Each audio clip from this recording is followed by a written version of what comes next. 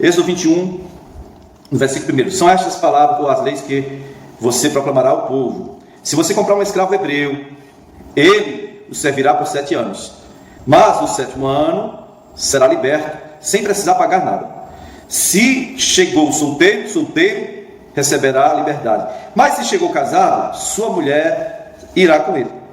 Se o seu senhor lhe tiver dado uma mulher, e se essa mulher lhe tiver dado filhos ou filhas, a mulher e os filhos pertencerão ao seu senhor. Somente o homem sairá livre. Se porém um escravo declarar: eu amo meu senhor, eu amo minha mulher e meus filhos, eu não quero sair livre, então o seu senhor o levará perante os juízes e terá que levar na porta, ou a porta lateral, na lateral da porta da entrada da casa, e deverá furar a sua orelha. Eu não sei onde, mas deverá furar a sua orelha. Braceletes, amarras, piercing, anéis, tudo isso é símbolo de aliança, no caso aqui de escravatura, viu? Teve que furar a orelha dele com a orelha encostada no umbral da porta, na porta. Olha lá, olha bem o que diz. Terá que levá-la para nada. Assim ele será seu escravo por toda a sua vida. Ele nunca mais vai ser liberado. Não tem a ideia dele não ficar mais 7 anos aqui, mais 6 anos aqui. Não, ele fica escravo para sempre, ele e a família dele. Então entenda-se bem aqui essa questão. E está falando de hebreu, né? O hebreu podia servir como escravo por 6 anos, e no 7º ano ele era livre sem pagar mais nada, né? Não, caso o escravo fosse severamente ferido, ele podia ter uma licença, tipo uma licença médica. Êxodo capítulo 21, versículo 26 a 27.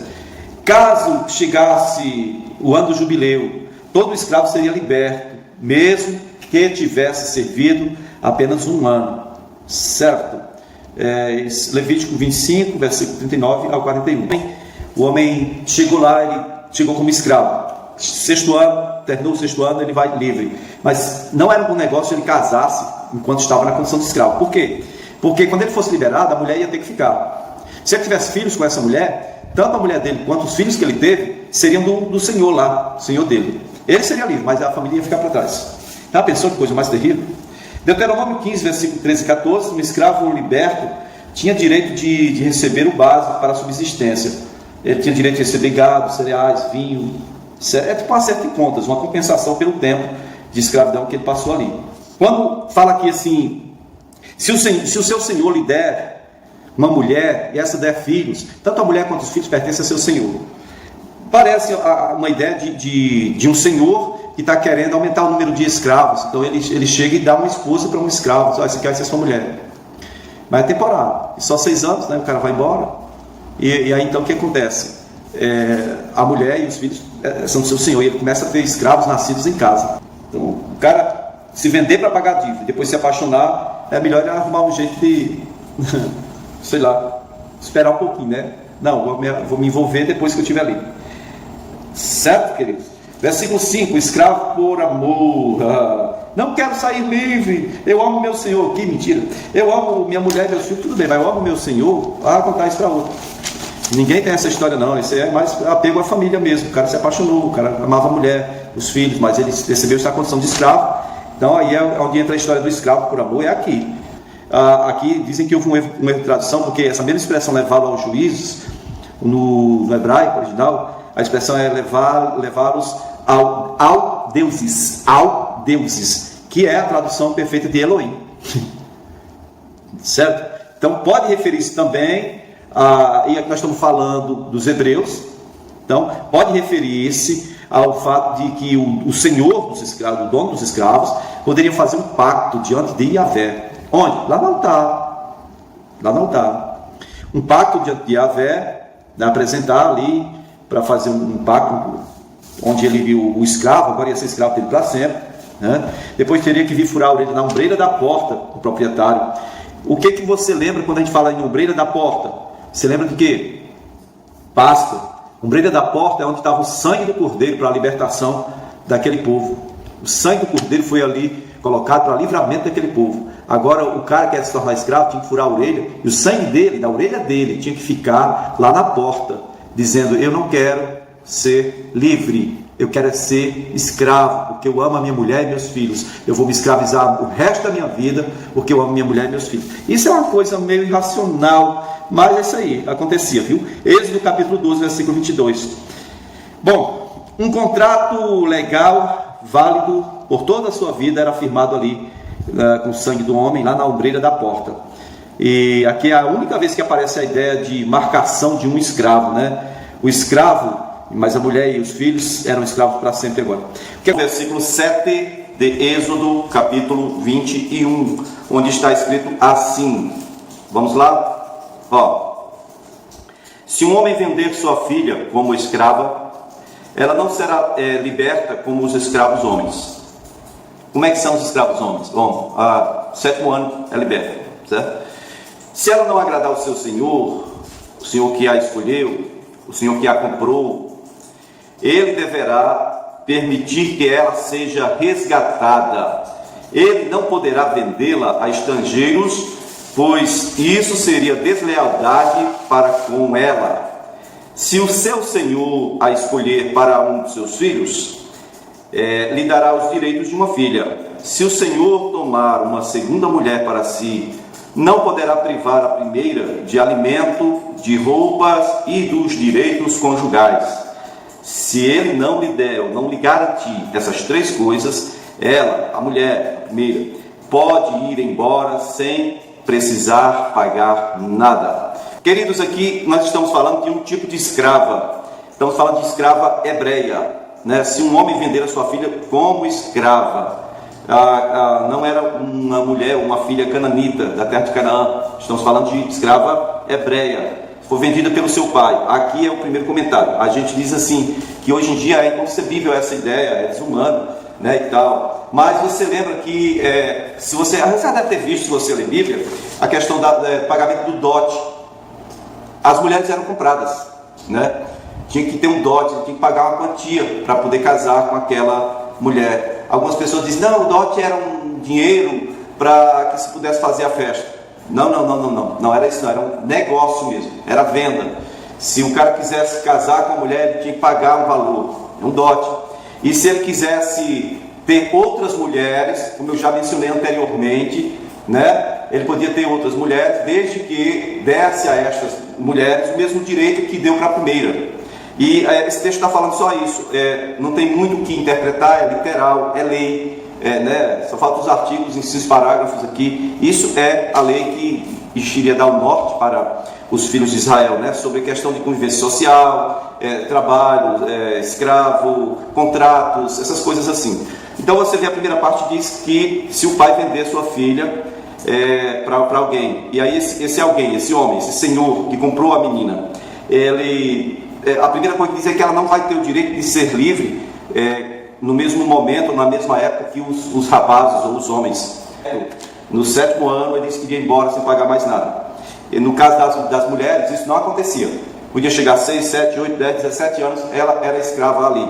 Como é que ela podia se ver livre de julgos?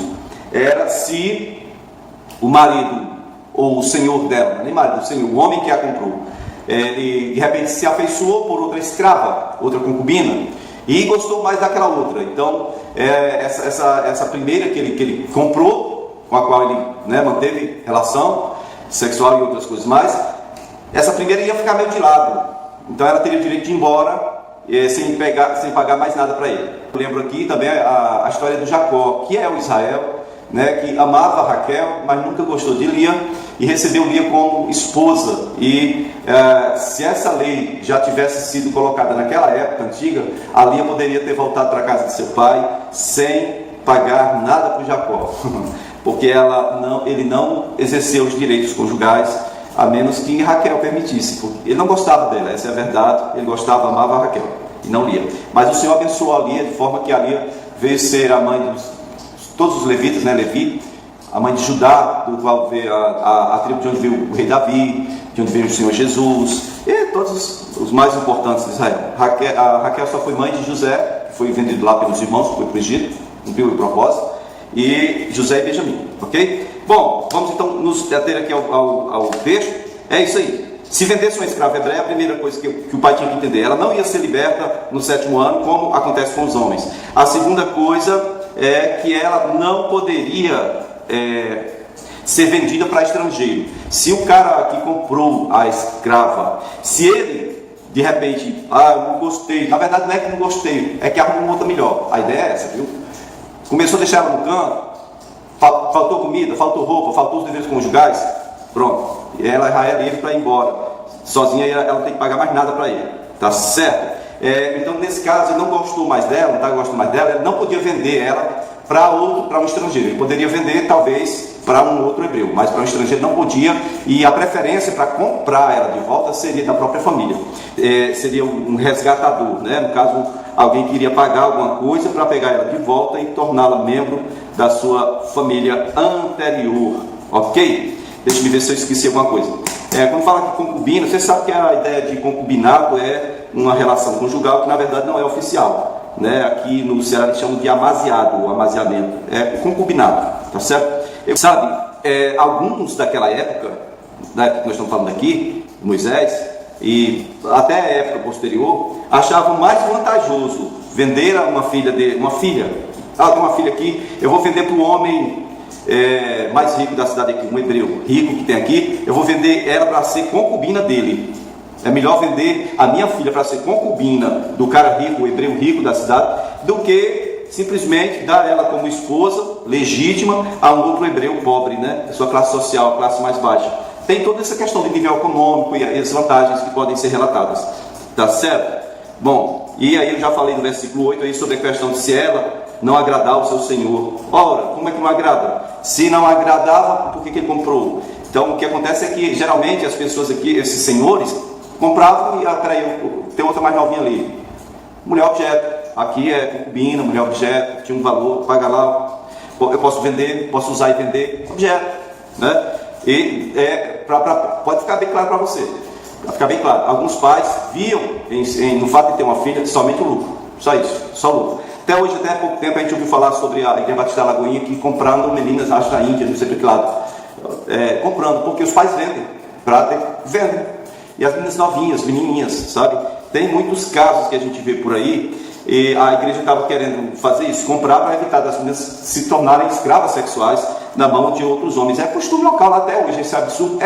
Pode ficar chocado. Isso acontece hoje, acontece agora, né? Pais do Oriente Médio, daquele lado ali da Índia, vendendo suas filhas da África. Isso é muito comum, né? Vende suas filhas para serem escravas, concubinas daqueles que compram, né? Às vezes menina.